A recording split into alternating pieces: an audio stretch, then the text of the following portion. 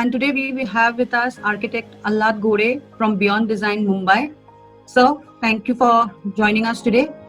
Thank you, Shambhita. Thanks for calling.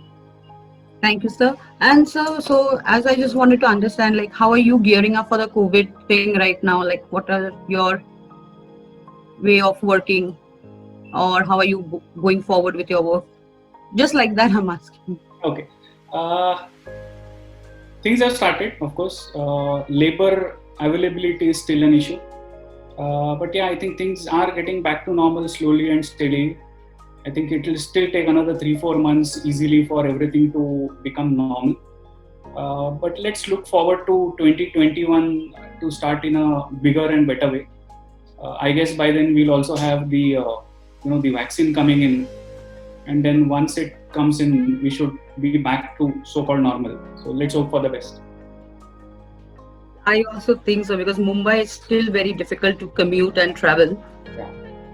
So, sir, to get things started, I have seen your designs and I know personally you are very much particular with your design. So, when it came to architecture, so what made you pursue architecture and design when you initially started off? Okay. So you'll be quite amazed to hear my answer.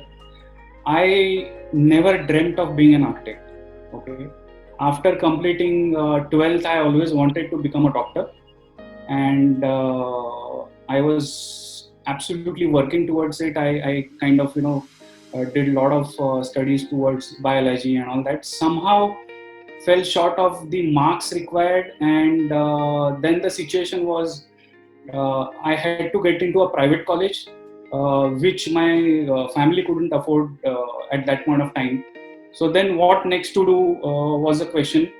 I happened to meet one of my friend while just on my way to college, and he said, "I'm going to a couple of architecture colleges. I want to become an architect." Because his father was an architect.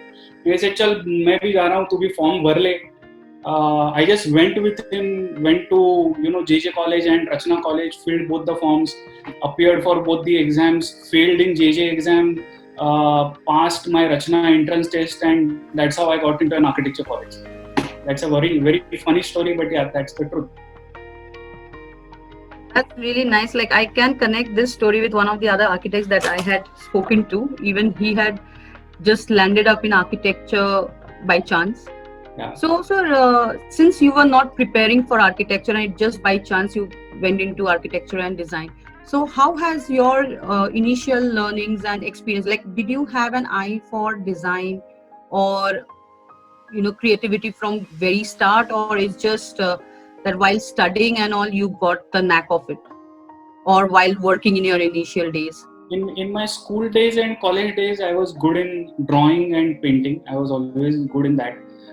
But I wouldn't really say I was very creative enough at that point of time, to be very frank. Once I entered architecture, I got to know the actual creativity, meaning of creativity, and then I started, liking it more and more. So वो बोलते हैं ना, पानी में गिरने के बाद you start learning the tricks of swimming. It is like that. So it happened like that, frankly. So I had to kind of mold myself to be more creative and to learn creativity. What is creativity? How to get better at it? All that I learned while being in the college, and of course after that, for last 27 years, I'm still learning. And it is ever growing in this sort of creativity is something that is always growing. And so initial days while you were doing your practice or you may be doing a job, so were there any experiences that made you feel that okay, this is something that I should take forward?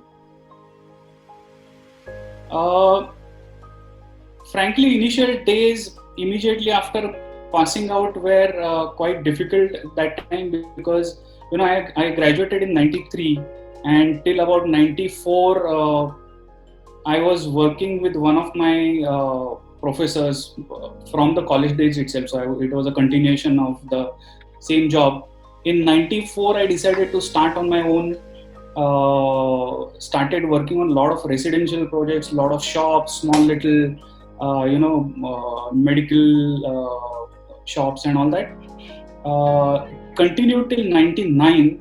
but it did not go well. I actually had to shut down my practice in 99 because I realized that although I'm working a lot, I'm not really gaining anything in terms of one experience and also in terms of money, because I was raw. I didn't know what a purchase order is, what a tender is, what are the terms and conditions involved. So the business aspect of a profession was completely zero for me.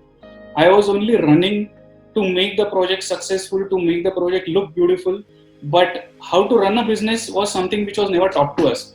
So I failed miserably and had to shut down my practice in 99, and that's when I joined Giant Fitness Consultants in 1999. I joined there as a junior designer, and then went on to work for another 11 years in various organizations in various capacities. Those all have been quite renowned. So, sir, when again you restarted your own studio, so Yeah. how and when did you think it's now is the right time that we should start a new studio or my own studio? Yeah, so in 2009,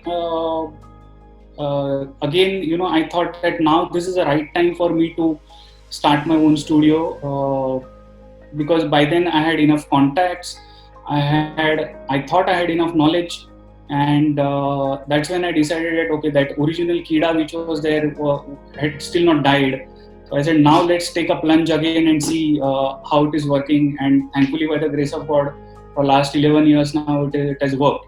So from a small team of 3 people, we are today 45.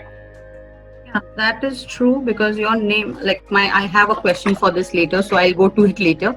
But yes, there has been a huge, like even when we first connected for around 5 years back or 6 years back, by now, even I have seen it grow much more bigger than what it was, and it was very fast. Like your project speaks for themselves. So, in that way, so sir, I have already asked you this, but still, I just wanted to understand: there has been any landmark or event or a turning point in your career that has enriched and enlightened your journey as an architect? To be very frank, that failure which happened in 1999 was a landmark for me, because that taught me that I am nowhere in the profession and I need to learn. I need to go at a higher level and then learn and come back in the profession if I have to be on my own. That was one. Second landmark was one of the projects which I did for Aditya Birla Group while I was working with Nitin Porolekar. This was in 2003. That was a landmark project in many ways. That taught me a lot of things. So I think these are two distinct landmarks that I can think about. Since you are doing a lot of corporate spaces, because your name has become synonymous there, every project that I personally also try to ask and find out, and even we competed in the past for projects. So just wanted to understand that how do you manage, because as we know the corporate spaces, they have a very stringent timelines, extreme competition, even budget. So how have you been able to manage all these things and even be so successful in this? A lot of people struggle, and you know that a lot of people struggle to manage the entire thing and still become well known. So it has to be For some. architectural firm, it's always a teamwork, right? We are not like painters who will do something on the canvas and then we will sell it, and it's something that we want. For an architectural firm or for an architect, it's always what the client wants. So there are too many formulas for a good project. So one, you have to understand the client well. Second, you have to have a good team. You have to invest in people. You have to believe in people. You have to give them the right to act. They should have the power to take decisions. At times they are not so good or bad decisions, but then you have to stand with them. You have to be very meticulous because our field is such that there are too many things involved, too many costs involved, too many decisions involved. You have to be very meticulous. You have to be on your toes always. I always tell my clients I am available 24/7, including Saturday, Sunday. So that's how we like to work, and that's the way we work, and that's exactly why all the clients that we have worked till now, 250 plus. There's not a single name where we have spoiled the project or something has gone wrong. So all my clients are my reference clients. So I think the mantra is really to be completely focused on the delivery of the project. And once you are focused, once you are honest with the client, once you are you are working hard, it automatically happens. Absolutely. And even your project speaks for themselves, because I have personally visited to so many of them, and I have also told you that they look very different from the usual ones. So that way really good works up. So you have done very many projects and all of them look different, but as an architect, do you have a favorite project? And if you do, then please do share which one would that be. This question is similar to asking a mother which is her favorite child. So frankly, there is no favorite project as such, but yeah, there are some projects which will always be close to your heart. Or maybe a project that you have, like even for corporate spaces, where you have done something very different from the other corporate spaces. I was just about to say that. So Globant, I can name, is one of those kind of projects wherein we went crazy creative in that project, and of course that won us 6 international, 5 national awards, 1 nomination and all that. But I would also like to give due credit to the client, because not every client would say that you do whatever you want. So architects need that space for creativity. They need to be given that free hand, saying that tere ko jo chahiye wo kar. You do it, you show it to us. If we like it, then we'll implement. Not every client says that, and that's very, very important. And this is exactly an example of a very good hand-holding between a client and an architect. They told us, you do whatever you want, show it to us. If we like it, we will go ahead. We showed them a lot of crazy ideas. They liked it, we went ahead, and today that project has got 11 awards. So I think that speaks a lot. And that's exactly why that project will always be close to my heart. So how difficult right now is to source the right products for your project? And even considering today's time where the entire world is under lockdown, what do you think will be the way forward for this?